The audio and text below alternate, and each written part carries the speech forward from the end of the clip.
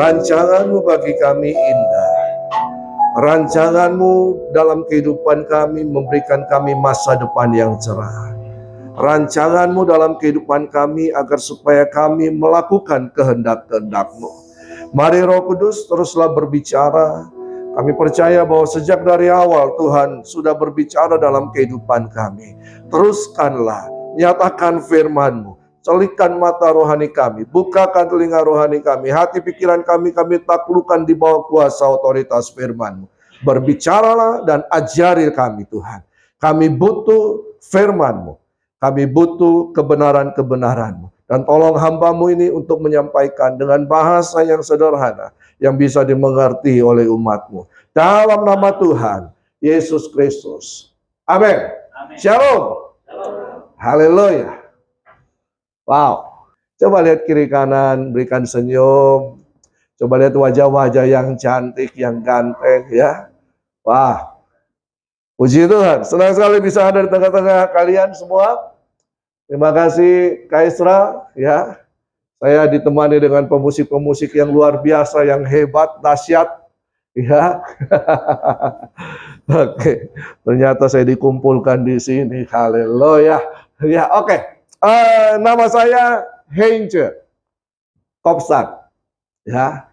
Heinze itu Hein itu anak laki-laki, C yang disayang. Jadi anak laki-laki yang disayang ya. Padahal saya sudah besar-besar begini, banyak yang sayang saya. Oke, kita akan berbicara tentang the order. Apa the ordernya? Disciple. Dari tadi kita sudah nyanyi dari awal sampai pada saya teringat dulu pelayanan saya. Lagu-lagu ini yang kami nyanyikan.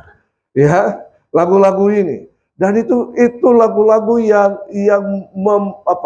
membakar roh kami untuk kami melayani Tuhan.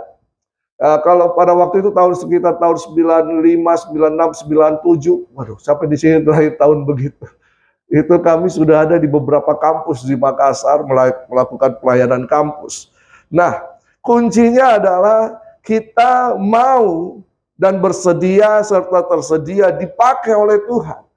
Tapi bagaimana kita mempersiapkan itu semua harus lewat pemuridan. Tidak bisa tidak.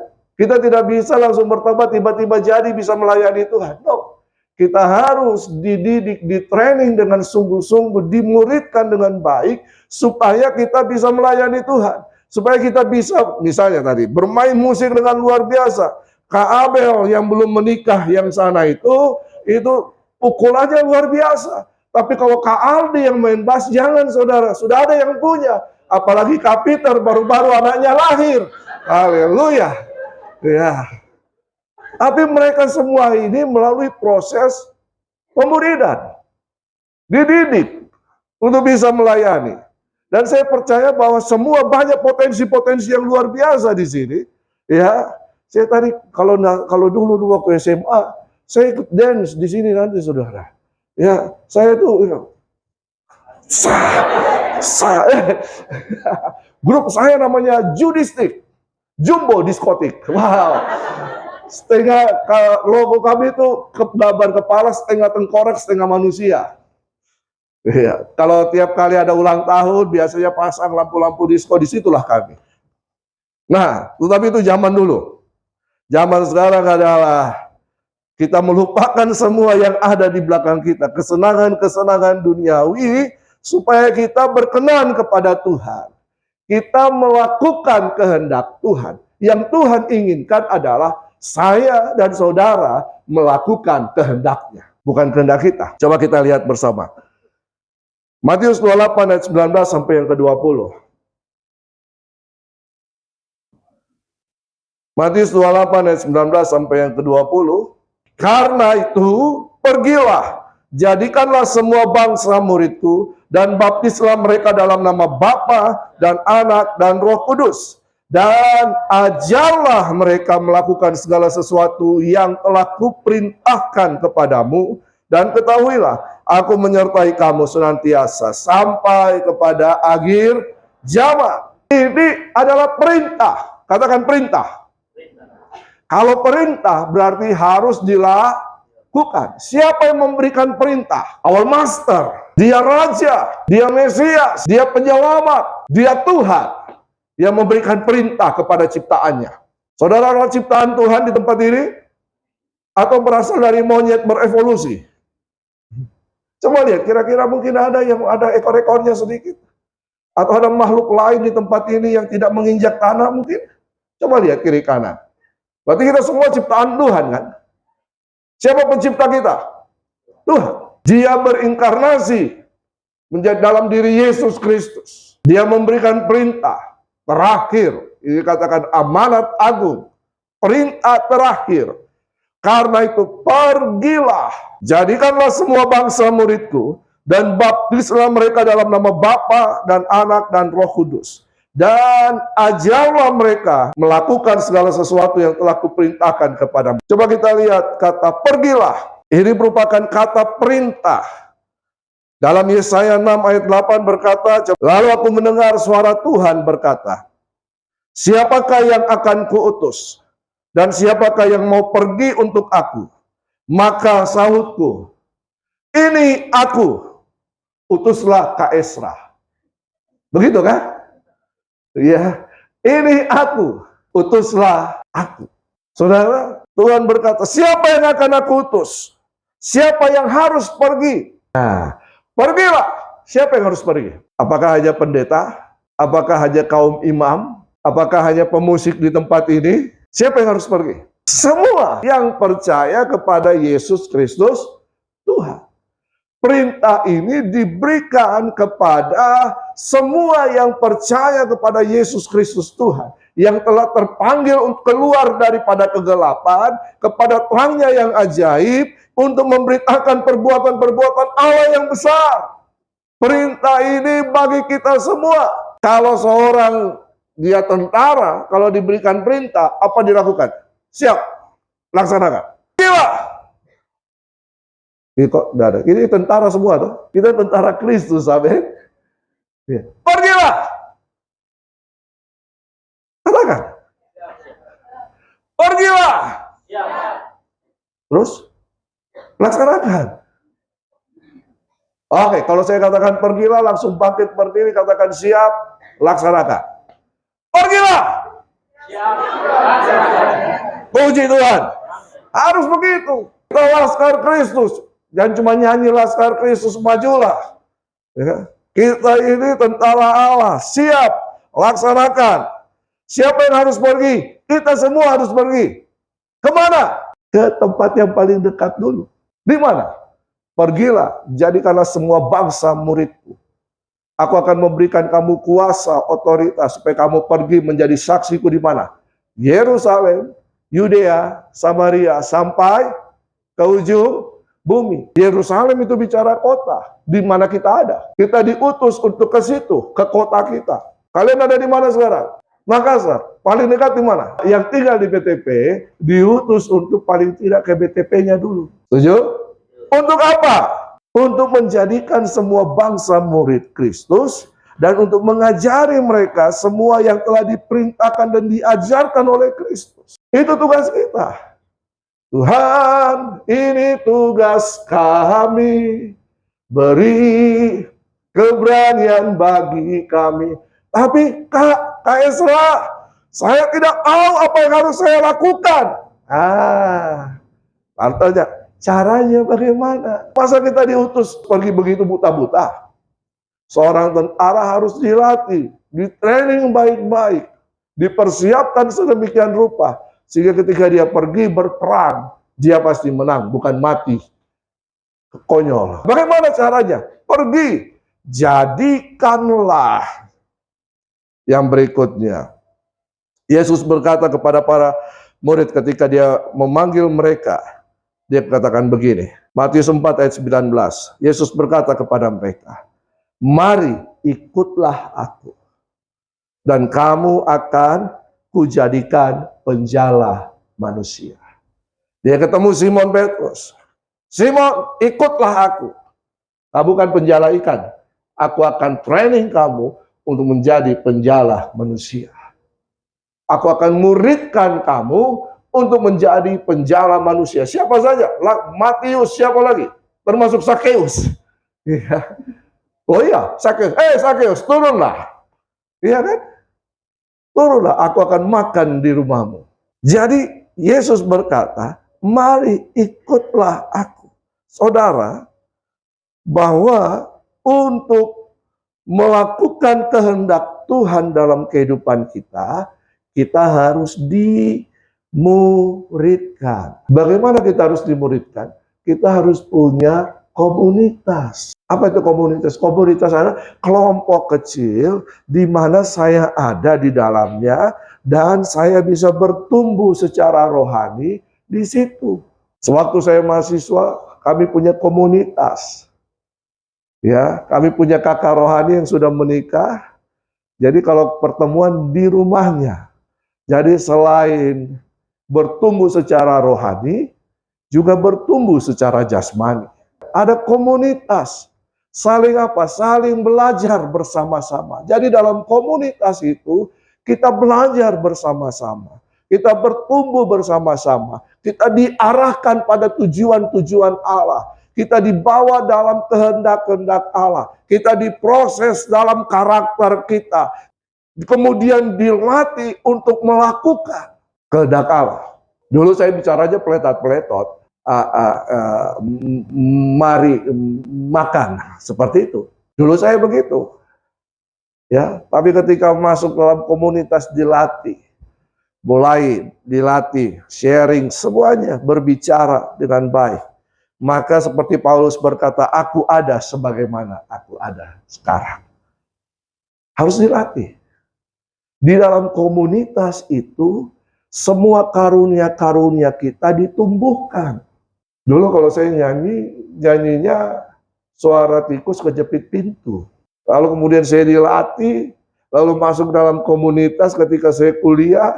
Di situ saya belajar untuk bisa melayani Tuhan. Saya dilatih juga di situ. Dilatih bernyanyi, ya, latih main musik di situ.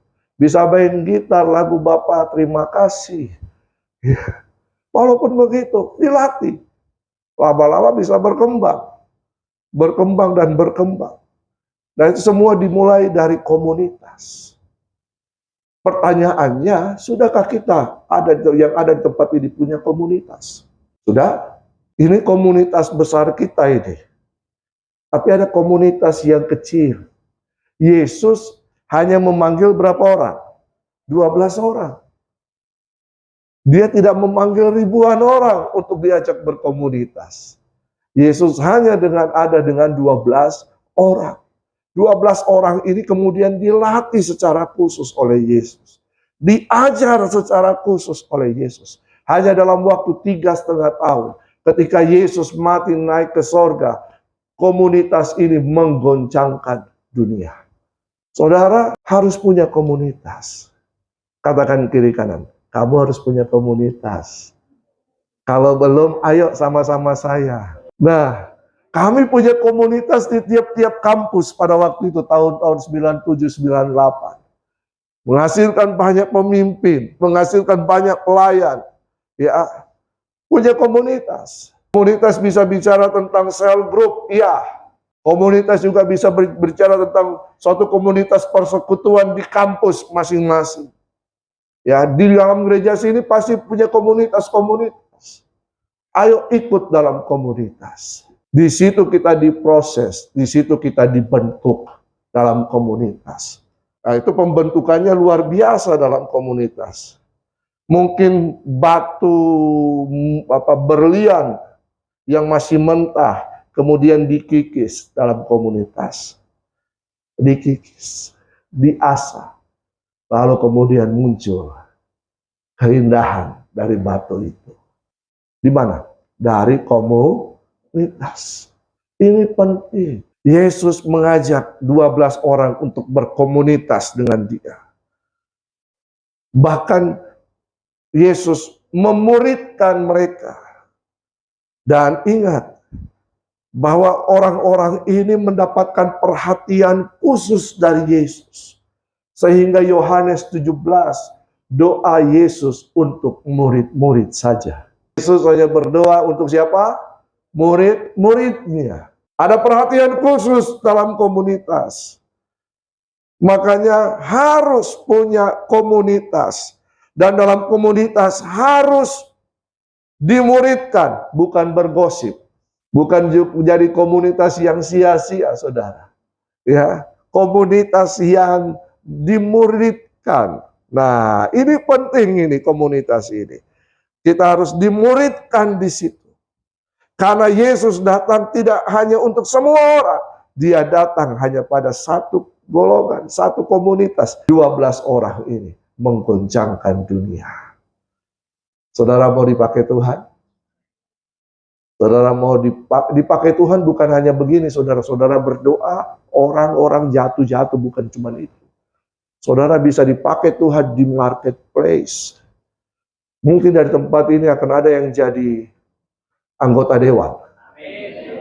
Mungkin ada tempat ini akan jadi bupati, bahkan jadi menteri, jadi presiden. Saudara, dimulai di dalam apa? Komunitas. Nah, Yesus menyuruh, pergilah, jadikanlah semua bangsa muridku. Sudah pasti yang disuruh semua orang, tapi khususnya adalah mereka yang telah dimuridkan. Peristiwa itu, kalau kalian baca, itu murid-murid berkumpul dengan Yesus. Lalu kemudian Yesus berkata, pergilah, jadikanlah semua bangsa muridku. Siapa yang disuruh? Murid-murid. Karena mereka yang tahu. Pergi, jadikanlah semua bangsa muridku. Baptislah mereka dalam nama Bapa, Anak, dan Roh Kudus. Dan ajari mereka. Murid-murid mendapatkan pengajaran. Yang di luar murid hanya melihat, menonton. Jadi ada dua tipikal orang Kristen. Tipikal penonton dan tipikal murid. Tipikal penonton, kalau Yesus membuat mujizat, mereka haleluya. Tapi ketika murid, mereka bukan hanya penonton, mereka melihat, mereka mempraktekkan apa yang Yesus ajarkan. Jadi murid. Katakan kiri kanan, jadi murid. Jadi komunik. Tapi kan saya sudah sekolah dari dulu. Murid yang di sekolah cuma ini. Betul? Tapi murid dalam komunitas Kristus ini, dan ini. Head, heart, hand. Itu yang diperlengkapi. Saya banyak dibentuk dari komunitas. Nah, yang ketiga ada kata ajarilah. Pergi, jadikan, ajari. Tiga hal ini. The order for apa? Disciple. We are disciples of Jesus. Amen. Coba kita lihat Yesaya 50 ayat yang keempat. Tuhan Allah telah memberikan kepadaku lidah seorang murid, supaya dengan perkataan aku dapat memberi semangat baru kepada orang yang letih lesu. Setiap pagi ia mempertajam pendengaranku untuk mendengar seperti seorang murid. Judulnya adalah ketaatan hamba Tuhan. Saudara dan saya adalah hamba-hamba Tuhan. Jati diri kita di dalam Kristus, bahwa kita ini adalah hamba Tuhan. Jati diri kita di dalam Kristus, kita bukan hanya sekedar hamba Tuhan. Kita adalah anak-anak Tuhan. Kita adalah anak-anak Sang Raja. Makanya dulu ada lagu toh, aku anak raja, engkau anak raja, kita semua anak raja. Siapa raja kita? Yesus. Anak raja dididik dengan baik. Musa saja yang diangkat anak sama putri Firaun, dididik dengan baik. Selama berapa tahun? 40 tahun. Jadi pendidikan itu tidak akan berakhir sebenarnya. Pendidikan akan berakhir kecuali kalau kita berakhir juga. Kita harus senantiasa untuk dididik. Tuhan Allah memberikan kepadaku lidah seorang murid, supaya dengan perkataan aku dapat memberikan gosip kepada banyak orang. Apakah begitu? Tidak. Ya, lidah seorang murid untuk apa? Untuk menyampaikan hal-hal yang baik. Hal-hal yang memberikan semangat, yang membangkitkan, yang memberkati, yang mendorong, yang menasehati. dan memberikan telinga seorang murid. Tuhan mau telinga kita ini tajam untuk mendengar suaranya. Domba-domba mengenal suara gembalanya. Kecuali dombanya domba budak. Ya, kalau domba budak sudahlah. Ya. Nah, dia mempertajam pendengaran kita. Dia korek, kasih keluar tuh kotoran-kotoran di telinga.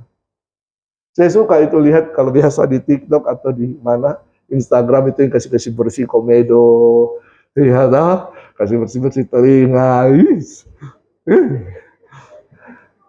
Nah, tapi ada orang yang memang begitu, dari dia sejak kecil sampai besar jarang dikasih bersih telinganya, makanya itu tai telinganya tebal. Nah, ini biasa terjadi dalam pemuridan. Ini akan terjadi, kita dibersihkan. Kotoran-kotoran kita di telinga itu dikasih keluar.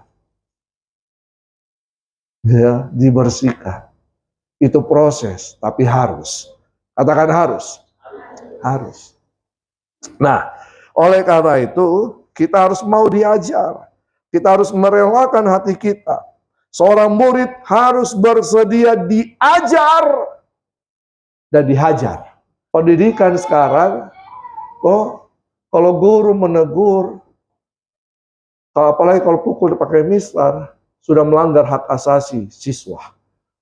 Dulu, waktu zaman saya, guru kejar murid lagi upacara di tengah-tengah lapangan, tidak masalah. Justru kalau kita lapor sama orang tua justru pukul kita. Tapi sekarang tidak. Terbalik. Alkitab mengajarkan, hajar anak-anak kita dengan rotan. Ajar dan hajar. Kalau kita mau diakui sebagai anak, harus diajar dan dihajar. Katakan hajar. Ya, itu diproses itu. Di kandato sedikit, karena nakal-nakal di kandato. Ya. Nah, terakhir. Sebagai murid harus bersedia diutus untuk pergi memuridkan. Tuhan, ini tugas kami. Untuk apa? Slide terakhir. Yohanes 15 ayat 8. Dalam hal inilah Bapakku dipermuliakan, yaitu jika kamu berbuah banyak, dan dengan demikian kamu adalah murid-murid. Seorang murid harus menghasilkan buah-buah pertobatan. Seorang murid harus menghasilkan buah-buah karakter yang baik. Seorang murid harus menghasilkan buah-buah pekerjaan baik. Ini dia. Sehingga Bapa di sorga berkata, kamu adalah murid-murid Tuhan. Siapa di sini yang mau jadi murid-murid Tuhan? Ayo kita berdoa. Terima kasih Tuhan. Biar pengajaran yang singkat ini, yang sederhana ini, dapat menolong kami. Bahwa perintah-Mu adalah supaya kami menjadi murid. Biar kami dilatih dalam pemuridan. Mari Bapa di sorga, jika ada anak-anak-Mu di tempat ini, tolong mereka, Roh Kudus gerakan hati mereka, sehingga mereka mengerti tujuan hidup yang sebenarnya. Untuk apa saya ada di muka bumi ini? Untuk apa saya dilahirkan dari kandungan orang tua saya? Untuk apa saya ada di tempat ini? Tidak ada yang kebetulan. Karena kami percaya Tuhan punya rencana yang indah bagi setiap anak-anak-Mu yang ada pada sore hari ini, di tempat ini. Tuhan tolong, biar mereka semua bisa ada dalam komunitas-komunitas rohani yang baik. Dan mereka bisa dimuridkan di situ. Sehingga mereka bisa melakukan kehendak Bapa di sorga. Dan mereka akan dikatakan, murid-muridku, Tuhan sendiri yang mengakuinya. Terima kasih Tuhan, terima kasih. Diberkati anak-anak-Mu. Dan diberkati kami semuanya. Kami bersyukur kepada Tuhan. Dalam nama Tuhan Yesus Kristus. Yang percaya katakan, amin.